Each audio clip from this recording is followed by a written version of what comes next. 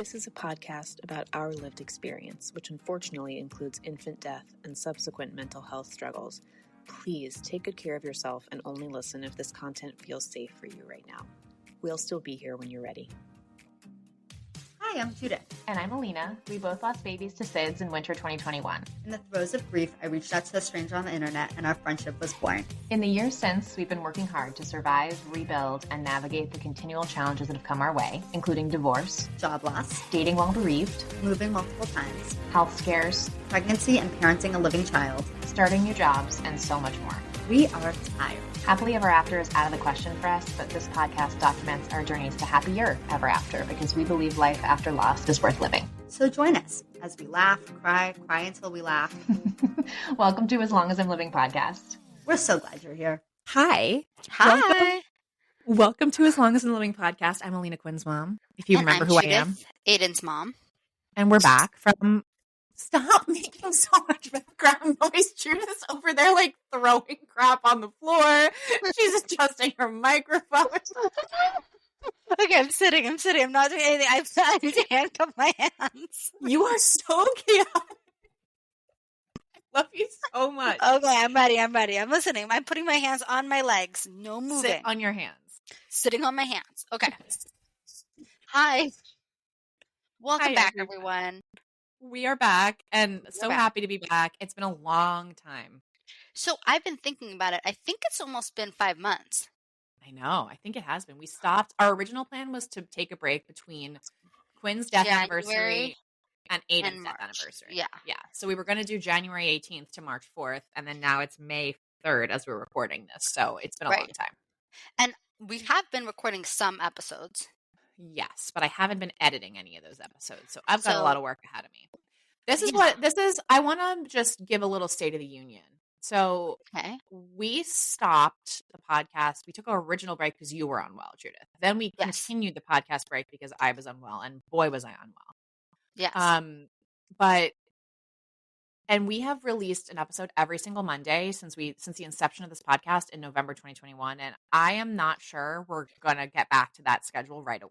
I'd like to get back to that schedule eventually. But what I really want to do is just like not let perfection be the enemy of good and just start releasing episodes again. Like I miss it. I miss the community. I miss like having conversations every week with you guys. So I want to get back to just like releasing stuff, and I am excited. And maybe it's every other week, maybe it's once a month, maybe it's every week. We'll just do it. We have stuff. We have so many thoughts, and let's just do it. Right? That's how I feel.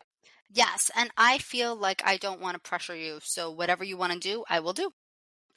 I did suggest paying someone to edit it, and I think that's still a good idea, but you really didn't want to. So, I mean, we don't have to, but it's because I'm such a control freak, and I also like imagine passing somebody the pure chaos that is As Long as I'm Living podcast audio, and them being like, "I'm not doing this. This is not what's." It's interesting because in my mind, it's like, okay, what are the pain points? Like, what are the points that are preventing us from being the podcast that we want to be? And I feel like it's that we're human, and like this isn't our jobs. This is a hobby. Yeah. But then I thought about it, and there are people whose jobs it is. You know what I mean? But, like, with what money are we going to pay somebody else? Well, I hadn't gotten that far. But my point was just that I put it out there so you don't feel pressure that you have to do it. I just want you to know you don't have to do it. If you want to do it, you can do it. If you don't have to do it, you don't have to do it. At any time you tell me you don't want to do it, then we don't have to do it. A lot of my friends listen regularly and have been checking on me and they're checking on you is really what happened, and through me, and they're like, when are you coming back? And I say, I don't know, because I don't want to pressure Alina to do something she's not ready to do. So I'm just taking your lead, and you want to do it every other week, great. You want to do it once a month, great. Like whatever you want, I'll do. Yeah. I do miss it. I miss it a lot. And I miss it a lot too. For a while I wasn't missing it, and that was a sign I wasn't ready to come back. And now I miss it, so I'm ready to come back. Okay, so we're back. Welcome back. So in preparation for this, I had put a question box in our stories asking for questions for us. I thought we would do a little Q&A for our first episode back, and you guys are adorable. And the only questions you had are like basically, Alina, are you alive? But we got a couple more. Hold on. But Judith thinks that you guys are asking, am I pregnant? And the answer to that is no, I'm not pregnant. I got my period this morning, but I wasn't doing a IVF cycle. We're taking a break because my mental health was so bad. on the last protocol in March, which is what, instigated our break in the first place. And it has been such a nice month just being myself with my normal hormones. Been gardening. I've been feeling so good. I feel really good. And I'm like really stressed about the idea of like choosing a time to do another transfer. So I'm not even going to talk about that right now. I don't want to get into it. I also kind of feel like at this point in the IVF process, like I'll tell you guys when there's an update, but right now there's not an update. I'm not pregnant. Like nothing's going on. Like I just want to, I don't want to cloud our entire podcast with my IVF shit. Just know that I'm working on it and it's not working. So that's where that is. Well, you've been recently a little less. You've been a little bit more at peace with like surrendering to the process, which I think. Yes. I think that's very true, and I think that's good for me to say to all of you listening. Like you don't have to worry about me. I'm definitely sad that it's not going as fast as I was think hoping. Everyone's going to worry about you. Yeah. But like, I don't want you to think I'm like a total disaster just because I'm not getting pregnant. Like, I think the things like I have been feeling that at other points in this process, but right now I feel very zen about when it's going to happen. It's going to happen, and that won't last forever. So I'm just enjoying it. And I don't want to focus on it. Dare I say you are on a rock? I think I might be on a rock. Yeah. What Judith's talking about, in case you don't know, is like we always use the metaphor of like you're in the ocean and you're drowning. You kind of get spat out on a rock, and you you're going to wind up getting sucked back into the ocean. But I'm on a rock right now. But right now you're on the rock. I think so. Mm-hmm. What a relief. Where are you? Are you in the ocean? Are you on a rock? No, I'm on a rock. I think you are. I'm doing better than I've done in 3 years. Yeah.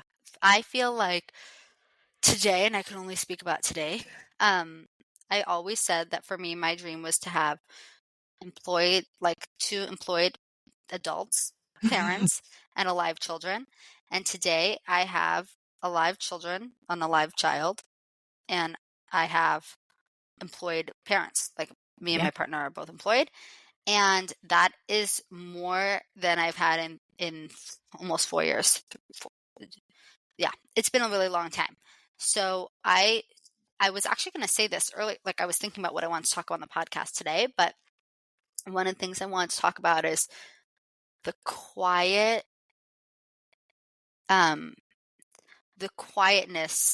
of like peace, because I think you can almost miss it.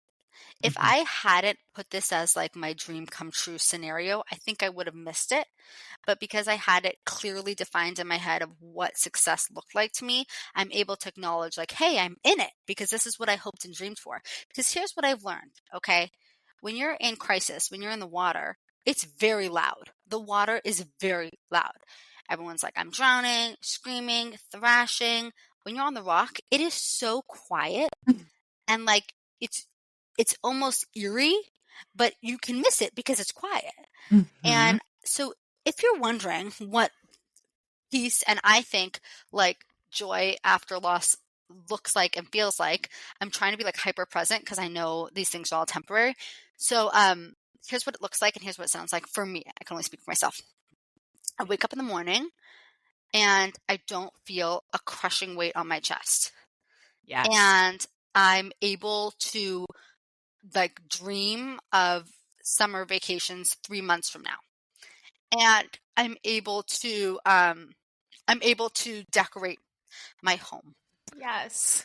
Not successfully, but I'm able to think about decorating my home. It's on my mind. Yes. And I'm able to go to coffee with a friend and not ask myself, well, what am I going to say next? Because she's going to say, how are you? And you're going to be like, I'm horrific. So I'm able to spend time with other people who are happy and normal and it be pleasurable instead of it being challenging. I'm able to enjoy time with my family, which is such a luxury because I haven't been able to do that.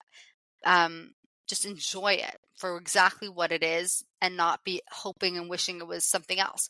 I'm able to spend more time.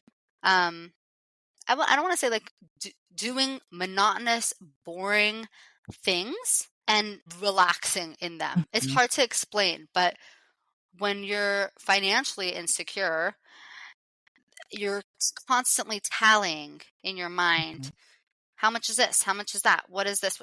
And to have that silence and just be able to get an oil change, it's a luxury that I don't take for granted.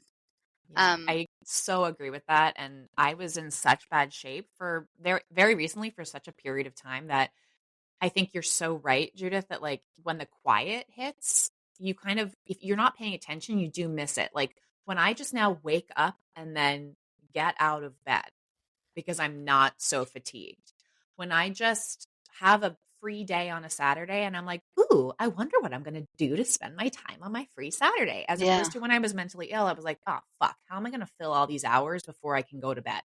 Like, oh my God. It was so bad. It also felt like every relationship in my life took so much work and took from me. I never felt like I was able to get or feel support or feel love, aside from you. But like I was never really, because I was constantly like protecting myself, protecting my time, protecting my emotions.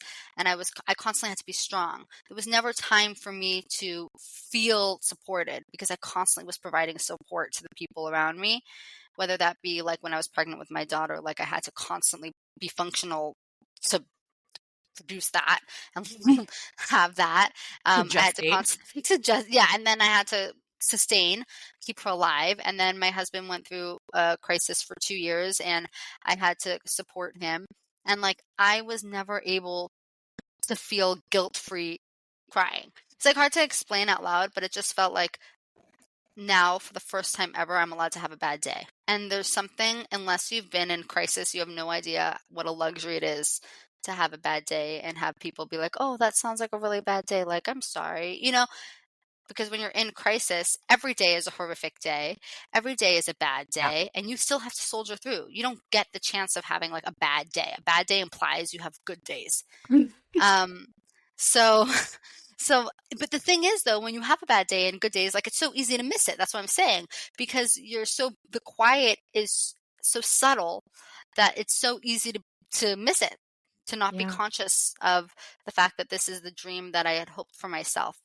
And not only that, but I feel like the people around me, you have to understand, my son died and then my parents got divorced and then my husband had a mental health crisis.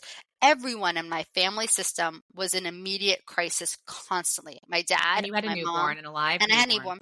My dad, my mom, my sister, my brother, all of us were dealing with our own personal crises. So for the first time, my parents have kind of settled into their new situations. New normal. Their new normal. My husband is settled into just putting his toes into a new normal. It's not just me, and I think that's why I'm able to, because we all have a little bit more capacity. So, yeah. And I think that's easy to miss, because what are you going to say? Like, my divorced parents are like, it's so, unless you're conscious of it. Yeah. I am with you 100%. My divorced parents are settled. My mom just moved into her own condo, which you're thinking to yourself, like, what does that have to do with you? And that is a fair question. Well, my mom was living with my sister. And so then that means my sister it was just so, everybody was in chaos. Yeah. Everybody. I think this is, we are both good right now. We are both on a rock. We are both today. Let's just say today we are both on a rock. Yeah. Yeah. Yeah. And I'll say I'm pregnant. Mm-hmm. And you asked me, I had my anatomy scan yesterday. I had like a couple. So you're like, how was it? And I was like, well, I think I'm pretty checked out because I fell asleep during it. And you're staying out of it. I really am. I'm staying out of it. So I feel like I'm also not engaging with that part of my life. And right now I'm giving myself permission to enjoy the rock and not think about that. Yes. I love that. So that answers the question that most of you had for us, which is, how are you? And by the way, at least one person did specifically ask how you are, Judith, and how your pregnancy has been. But it sounds like the answer to that question is you're staying out of it. I'm staying out of it. Just letting the baby grow on their own. Yeah, and I assume literally I was like lying there, lady's like doing all her measurements, and I mean I've never and I fell asleep and the lady I like woke up and I was like, oh, I'm so sorry. I was like, I assume this is what I said to her. I was like, listen, I assume if there's like no brain or the heart isn't right, like you're not going to tell me. So anyway, I just like get my rest for when the doctor does tell me. Like it's like hard to explain to a sane person, but I was like, I am very aware of the fact that this could go poorly. But what I'm acknowledging is that you, the ultrasound tech, and me, the person lying here, are not going to be the people solving this problem right now. So I'm just going to sleep. And if there's a problem, we'll deal with it in 10 minutes. You're amazing. Love you so much. And then I'll tell everyone what happened yesterday. So then I did go meet with the MFM after. And the reason I went to the MFM is because of my history of sudden death. Doctor goes to me, oh my God, Judith, baby number 3. How are the older 2? How old are they now? I was like, well, the first one's dead. So I assume he's fine, the same. And the poor doctor like was so humiliated and embarrassed. His face turned bright red. And then he sat down. He's like, oh, like I see at the top of your chart. I see now the history of, I see it now that it says that. And then I said, and then he said, well, what do you want to talk about your plan for when this baby is born and whatever? And I said, well, one thing I really just want to make sure of is that the nurses read the notes, because sometimes medical professionals, like with their best intentions, they don't read the notes and they might say things that I might feel are really insensitive. And the doctor, I've never seen a doctor so embarrassed in his entire life. And I didn't mean to call him out. I was going to say that regardless. He just happened to be an idiot and not read the fucking chart. Just look at the chart. Just read the first line. He's like, oh, I'm going to put it in caps lock. I'm going to put it at the top. I was like, it is at the top. So that was my experience. So that's how pregnancy after loss is going. Yes. Let's see. Does anybody else have any questions for us? Let's see. Wait, someone had such a good one. It was in the chat. Hold on. Someone sent such a nice chat. Hold on. What does it say? Okay, so somebody says... This person said, what have you been focusing your time and energy on these past few months, and how has it served you? I love the question. So I will say, so first of all, while I was really ill, mentally ill, I did nothing. I just passed the hours of the day. So set that aside. There was nothing to do. It was medically induced, and I just had to get through the day. Set that aside. Since then, I have taken up gardening. You're a big gardener. I am a barren woman cliche, and I pour all my love and energy into my little plant babies because I don't have a human baby to love, and they're sprouting, and it makes me so happy. And I go out every single morning with my coffee, and I look and see for new sprouts, and I pull weeds, and I am a little bereaved mom cliche, and it is such a treat. And that is what I have been doing with my time. It feels so good because I'm moving my body. I'm like hauling dirt. I'm out there like in the sun. It feels amazing. And honestly, like Judith, you have gardened in previous years. And so it's also been super fun for us to talk about. Like we both have little chaos garden patches. I'm such a fan of the gardening, and so I am gardening too. Yeah. Somebody asked, how's the running been? I don't run. I mean, I have in the past, but are you running? So the reason they asked that is because I posted a couple days ago that I ran past a bench that had a dedication to our children, in loving memory of our children. And so I think they were referencing that because I went on a run. That was my first run in a really long time, in like 3 months probably. So running to me is not something that helps me get out of a funk, but when I have energy to run, it's a sign that my funk is over. And I do think it helps me like on the climb back up, but it's not something that helps me when I'm like in really rough shape. I am not running, but I am trying to exercise once a week, and I think it's good. I don't know. Yeah. Running is fine. What I will say is running is something for me that I feel like connects me to Quinn in a bizarre way that makes no sense. But because I am breathing and I am moving, I feel like I'm doing it for him because he can't breathe and he's not moving and he doesn't get to feel the sun on his skin. So like I do usually feel very connected to him when I'm running, which is a nice little bonus. But it's not for everybody. I'm not going to try to make people go running. It's not for everybody.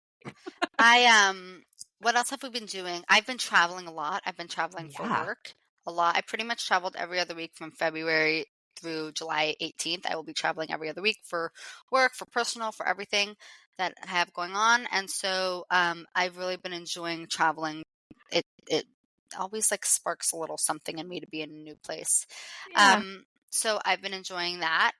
and it's also like a little stressful, but I've been doing a lot of traveling. And what else have I been doing with my The time? holidays. You've had holidays?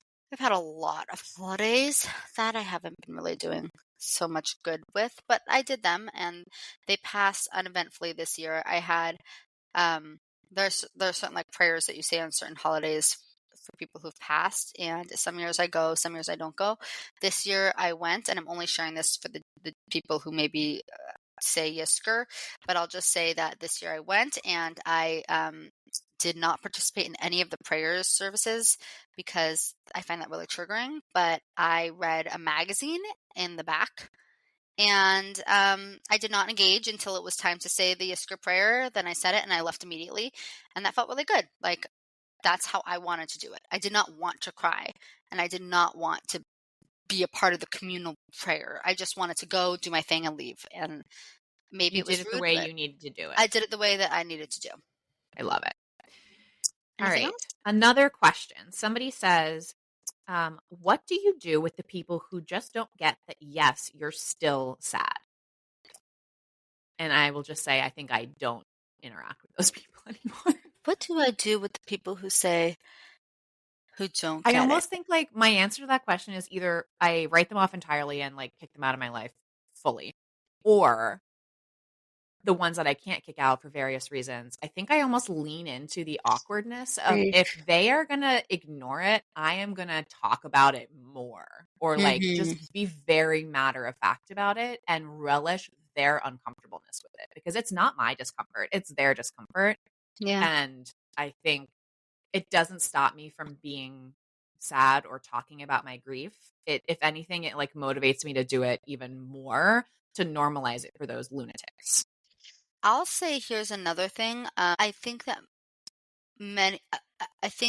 I completely agree. I also feel like I keep it light with those people. Like I don't engage them in deep conversations because they don't understand me as a person. Mhm. And what I'm trying to think of what I do. I'm just trying to think of like a most recent experience that I had. I agree that I definitely say things like very explicitly.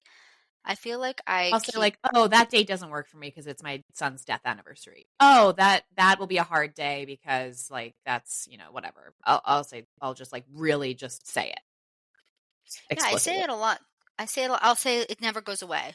Yeah. What I struggle with is when people forget that I had this experience and because I have an alive child, they treat me like everyone else. I'll never forget this conversation I had over the break with these two women. This was like, whatever. These two women who we were at the park and one of them had a friend lose a child 10 days after the baby was born recently. And she had put me in touch with that person. So she had said to me, Judith, thank you so much for speaking to her. I know that it was helpful to speak with you. And then she and the other mom had a whole conversation in front of me saying like, oh, I can't imagine. I want to go visit her, but I just had a baby. They were having this conversation like as if it was not me, like as if I wasn't sitting there. Like I think they were trying to be sensitive. I don't know what they were thinking, but they were basically saying like, yeah, I didn't know what to say when I found out. I was so heartbroken when I found out. Like, what are we supposed to do? How am I supposed to respond? They weren't asking me. They were talking about it as if I wasn't there, as if it still didn't affect me. A zoo animal. Like they're talking about a zoo animal while you're a zoo animal in a cage. Yeah, right next and to they them. didn't acknowledge that I was a zoo animal. I think that they didn't realize it still hurts. Yeah. So what do I do? In my mind, I think to myself, I really can't stand you. And I got really quiet and I left. Yeah. Very So weird. that's what I did. I'll never get it. Although, honestly, like I say I'll never get it. And the truth is I will never get it because now I already have this experience, but I know I probably would have done similar things before I had this experience. Why didn't they just turn to me and say, what was your experience? Judith, I don't know. Instead, that's what they should have done. Yeah, they should have just, instead, they were talking about what it's like to have a friend who's lost a child. Bizarre. Really weird. Anyway, so no good answer for you, but all right. Somebody asked, did you use IVF for Quinn too? Oh, she did it for her daughter who passed and will do it again in a month. And the idea makes her nauseous. I will because I have to and want the result, but So, no, I didn't do IVF for Quinn. I got pregnant with him naturally, but it did take a year. So it took a long time, but I conceived him naturally. What I keep telling myself throughout this IVF process is, as hard as it is, it will be worth it in the end. The juice is worth the squeeze. The juice is worth the squeeze. That's what I keep saying. My husband and I say this all the time. The juice is worth the squeeze. It will be worth it in the end when the baby is here, but wow, is it bad. So sending love to anybody who's doing this, especially when you're doing it after loss, because it is a real bitch and a half. And then the last question that I have here is, what is your favorite sign that Quinn and Aiden have sent? My favorite sign, I just thought about this the other day also, was when I found out the farmer that I was farming with was Andy Grammer's brother-in-law. Yeah. And Andy Grammer had always, he was the first musician that I listened to after Aiden died. And every time I went to the cemetery, I would listen to his songs because his mom died and I really relate to his music. And so I would listen to his song, one specific song, every single time I went to the cemetery. And then unrelated, one day I found out that someone that I had been volunteering with every single day was his brother-in-law. And I was thinking about how I never went back to that guy's house after that. It was got what you needed from it. I got what I needed from it. I needed affirmation that somehow my son was still involved in my daily life. And then I was like, oh, okay, bye. I don't need to clean the sprinklers anymore. I think my favorite sign that Quinn ever sent.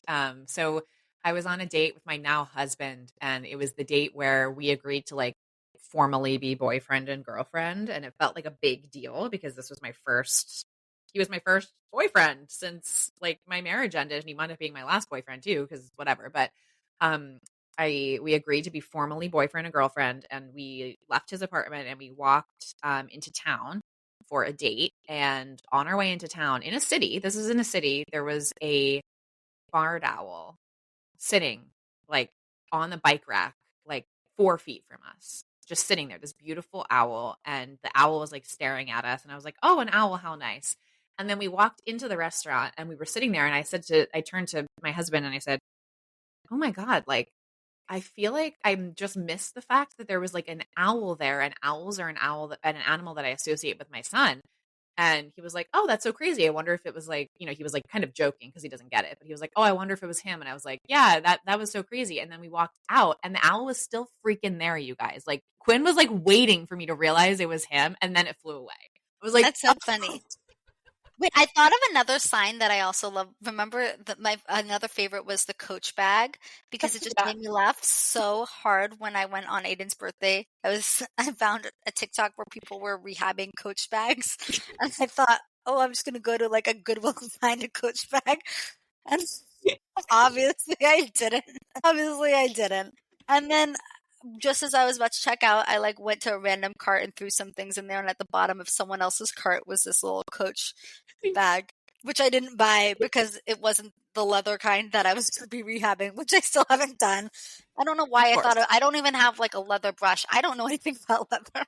Okay, wait, I have to tell another story, which I think we told in the podcast before, but this was when we asked the boys, asked Aiden and Quinn to send a dolphin to us if they were really there. We were messing with them. We were we know it's impossible, we're landlocked, but send us a dolphin. And we were on paddle boards floating around in the lake, and this a loon, which is this big beautiful goose-sized bird, but was swimming under the water next to us and doing this I'm moving my hand like a little dolphin thing, and we were like, oh my God, he kind of looks like a dolphin. And then we looked at each other, we were like, oh my God, he sent us dolphins, loons. Also, this has reminded me of the time that we thought that the boys sent us a shooting star, but actually it was a firefly. So you can't trust us. Okay, let's see. So we had also asked what's been going on with you. So let's share some of the things that are going on with you while we've been on break, and kind of get a feel for everything. So one person said the surrogacy agency just broke up with us for spending so much time with the contract. I assume that means that they wanted to go into the fine-tuned details of the contract, and the person that I don't know, but that sucks. Yeah, that sucks big time. And I think that would make me feel oh no, I did something wrong. I screwed this up, but that's not your person. That's not your baby's surrogate, if that's how it's going to go. But that sucks. You know what else sucks about it? It's so bureaucratic. This is something that is so we want to believe is so, I don't know, spiritual, not spiritual, Yeah, it feels mystic. Mhm. And like there's like all this paperwork, and because of a paperwork you don't get your child. That to me would be such a hard Yeah. moment. I mean, I almost feel similarly about IVF too, where it just takes all of the, like you're saying, mysticism and glory out of it when it's like you're injecting yourself with drugs and you go in for your fucking vaginal ultrasound every day. Like it really makes it very bureaucratic and sciencey. Like it doesn't feel as, yeah, I agree. Someone else said year 2 grief is raw and no one outside of grief understands it. I agree. Here's the thing about year 2 grief. Here's the thing. I have 2 thoughts on year 2 grief. Number 1, you're no longer so dissociated. So now you're in the shit, but you know you're in the shit, and you have get a break. No delusion around it. And that delusion protects you. It sucks because now you have to face the consequences of your loss, and it's the worst. It's so bad. And then the second thing I'll say is that in year 1, maybe your relationships changed, but you were in such chaos that you couldn't quantify or recognize the impact of that. And now you have to face all these broken relationships that are messy and heavy and icky and difficult. And you have to live with them every day, whether that's your relationship with your job, your relationship with your spouse, your relationship with your family, your relationship with your friends. Everything's been impacted. Year 1, you were so preoccupied with your loss, you couldn't care. But now you have to live with those people and live with the consequences of that ickiness. And it's the worst. Yep. It's work. It's like you're 100%. It's the worst. Yep. So yes, I agree.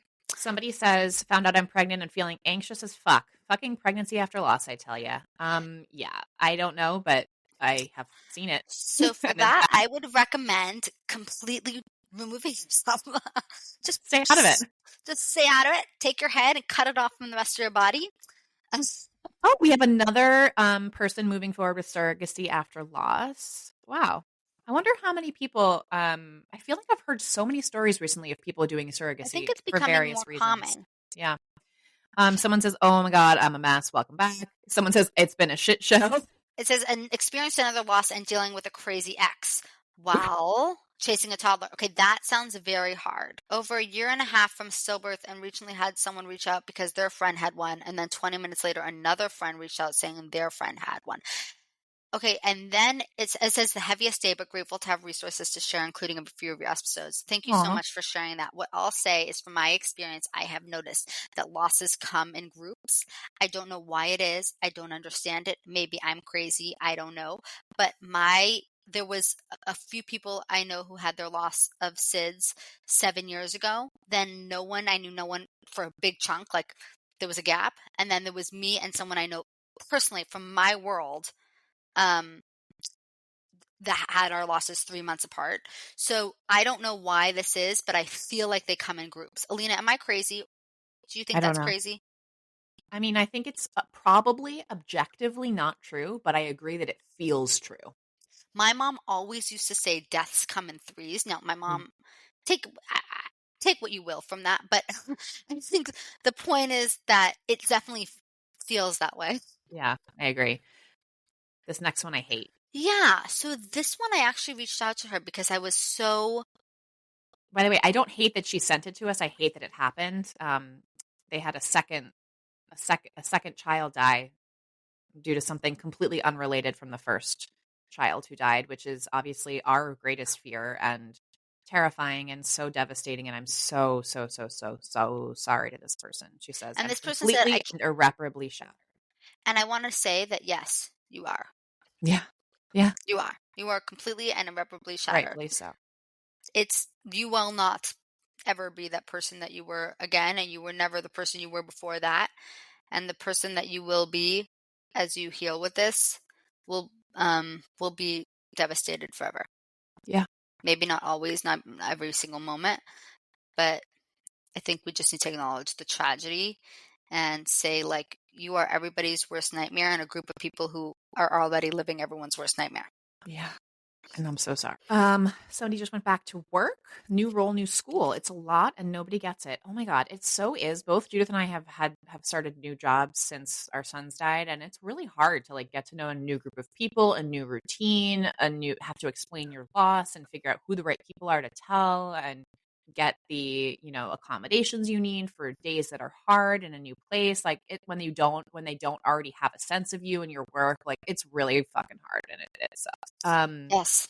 Somebody says a close friend had a baby who I adore and it just brought back all the trauma. So true. Been there. It happens to all of us and it fucking sucks. Even now, I don't know if I've spoken about this on the podcast yet, but even now there's a close friend of mine who's pregnant and it's very triggering and I don't engage with it. I don't talk to her about it. I don't like to talk to her about it. It makes me feel so stressed and I get so angry every time I speak to her. And I'm 3 years out and I'm pregnant myself and I still hate it. I hate You're her. staying out of it. I'm staying out of it, but like I get angry and resentful about it. So there's no rhyme or reason. Even if you love this person, sometimes there's just something about it that eats at you. Yeah. And then the last person here said, struggling with my birthday and Mother's Day coming up. Actually, this is a great topic to end on because it's Mother's Day coming up. And I think I'm probably going to release this around Mother's Day. How do you feel about Mother's Day coming up? My husband asked me yesterday, Alina, how are you feeling about Mother's Day? And what do you want to do? Do you want to acknowledge it? Do you want to celebrate? And I have absolutely no idea. Absolutely no idea what I want to do.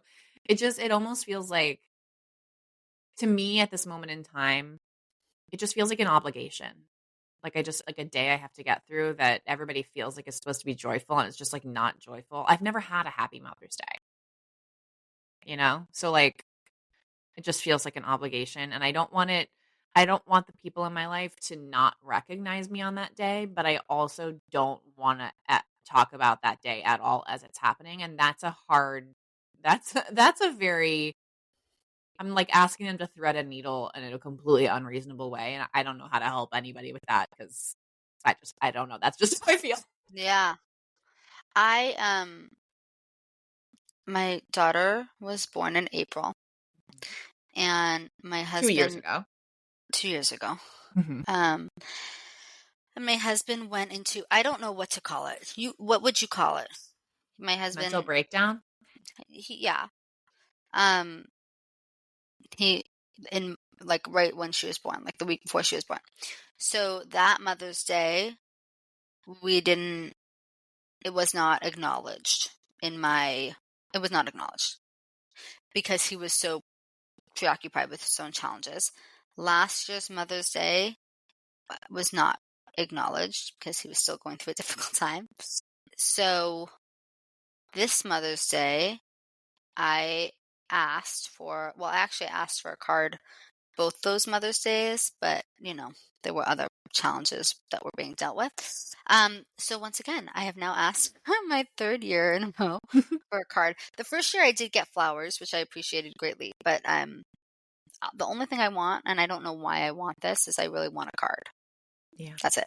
I want a card from my husband. That's what I want. Yeah. And I'm sure I will get one because I said I want one, but I said I wanted one last year too. So I don't know, but that's the only thing I want is a card from my husband that acknowledges the motherhood to all the children yeah. that I have. That's what I want. I want someone who sees me parent, dead and alive, and who acknowledges and appreciates and validates and celebrates the way I parent both. And I know other people will say nice things and other people will message me and I appreciate that, but they don't understand the amount of work it takes to parent a dead and alive child. Mm-hmm. And so for some reason, like it means the most to me coming from someone who sees it day in and day out. Yeah. And that's what I want. Just complete acknowledgement. That makes sense. Yeah. Well, sending love to everybody out there heading into Mother's Day, because I think I'm going to try to get this out before Mother's Day.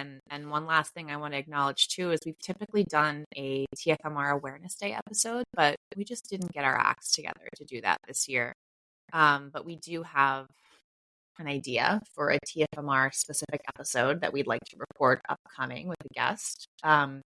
So keep your eye in your podcast feed for that at some point. No promises when. Got a lot of good stuff in the queue. It's just a matter of getting out the door. And I am genuinely so happy to be back. I really I'll am. also say this, if you are that individual that we spoke about doing the TFMR Awareness Day episode about, and we tried to schedule it 6 months ago and was just didn't respond to your email, and please reach out again because we are ready to book that. Please do not let us forget who you are. Also, shout out to the guests that we recorded with like 6 months ago. And then I was like, by the way, sorry, your episode is going on a shelf because I'm mentally ill. Yes, I know, but it's coming. It's happening. And we have exciting episodes coming up. My sister has agreed to be interviewed for the first time, and that'll be fantastic. So my sister is very busy and has a lot of responsibilities. So she's like, I ask her when she's available. It's like between her and Alina and the fact that we're not available after 7 p.m., basically, I think we're talking about 2027 at this point, but we're working on it. All right. Bye, guys. Just sending love to all of you and hope you have... Welcome back. Yeah, welcome back. Bye. To all of our wonderful new friends, we want to hear from you. Email us at aslongasimlivingpodcast@gmail.com and follow us on Instagram at aslongasimlivingpodcast. We'll get back to you as soon as our grieving brains allow. Yay!